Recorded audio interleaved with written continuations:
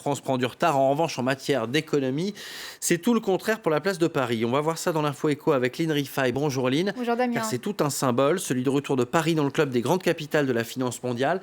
Quelques mois seulement après l'entrée en vigueur effective du Brexit, eh bien la banque américaine JP Morgan inaugure ce matin son nouveau siège commercial à quelques pas seulement du musée du Louvre.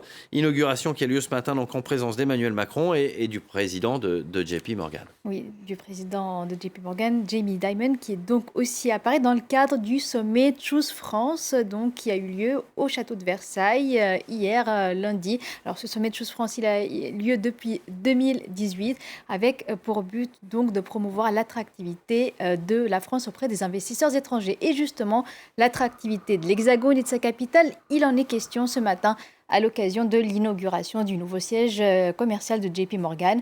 Pour son nouveau pôle d'activité au sein de l'Union européenne, la banque américaine a racheté à BNP Paribas un immeuble de 7 étages en plein centre de Paris, place du marché Saint-Honoré. D'ici la fin de l'année, 440 personnes devraient travailler au sein de ce nouveau siège, des salariés de 32 nationalités différentes, pour certains venus directement de Londres, pour d'autres embauchés localement. Mais JP Morgan n'est pas la seule banque américaine à avoir fait le choix de la capitale française. Après le Brexit, c'est aussi le cas pour Bank of America qui compte plus de 450 salariés à Paris. Morgan Stanley et Goldman Sachs ont également développé leur présence dans la capitale française depuis le Brexit et prévoient d'y doubler leurs effectifs d'ici 2 à 3 ans. Tout cela dans de beaux, très beaux quartiers. À l'exemple de ces banques, de nombreuses entreprises de la finance ont choisi de relocaliser leurs activités au sein de l'Union européenne après le Brexit.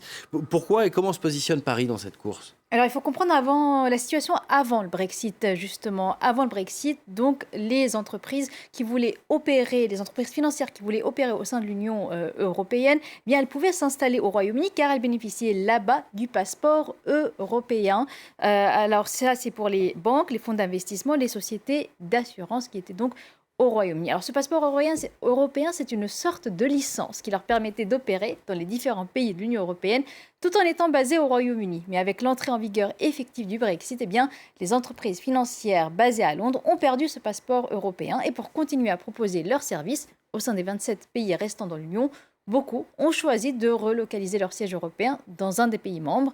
Une étude du think tank New Financial publiée au printemps souligne que 440 entreprises du secteur financier ont relocalisé leurs activités londoniennes, au moins en partie dans un des 27 pays de l'Union européenne après le Brexit. La première destination de ces entreprises, c'est la capitale irlandaise Dublin, avec 25% des sociétés qui ont choisi de s'y installer. La proximité géographique et linguistique avec le Royaume-Uni a sans doute joué un rôle, tout comme la fiscalité particulièrement favorable aux entreprises. Paris arrive juste derrière, avec 19% des relocalisations, devant Luxembourg, Francfort et Amsterdam.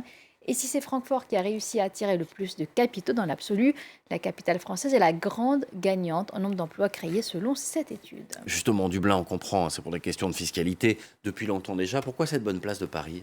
Alors, il y a des éléments structurels, il y a par exemple l'élément géographique de Paris, et puis il y a la fiscalité, on va en reparler. Donc d'abord l'emplacement géographique de Paris, qui joue un rôle important grâce par exemple à l'Eurostar. La capitale française est à moins de 2h20 du centre de Londres, un argument qui compte pour les banques, surtout si elles souhaitent en même temps conserver des bureaux à la City. Paris aussi proche en train d'autres pôles financiers et économiques européens, comme Amsterdam, Francfort ou encore Bruxelles. Et puis il y a le cadre de vie qui joue également un rôle important, Damien, pour une grande banque qui cherche par exemple à attirer avec elle les talents, tout comme les infrastructures publiques en termes d'éducation et de santé, ainsi que la présence en région parisienne d'une main-d'œuvre hautement qualifiée dans les métiers de la finance. Et puis à tous ces atouts s'ajoutent bien sûr les réformes pro-entreprises menées par Emmanuel Macron, lui-même, rappelons-le, ancien banquier d'affaires, notamment donc en termes de fiscalité. Parmi ces réformes, il y a par exemple la transformation de l'ISF, l'impôt sur la fortune, en impôt sur la fortune immobilière pour favoriser l'investissement productif.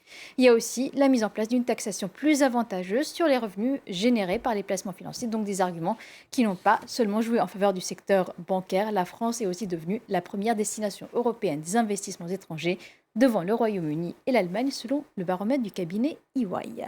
Très rapidement, Lynn, en ce qui concerne le financement des startups, cette fois Londres est devant Paris.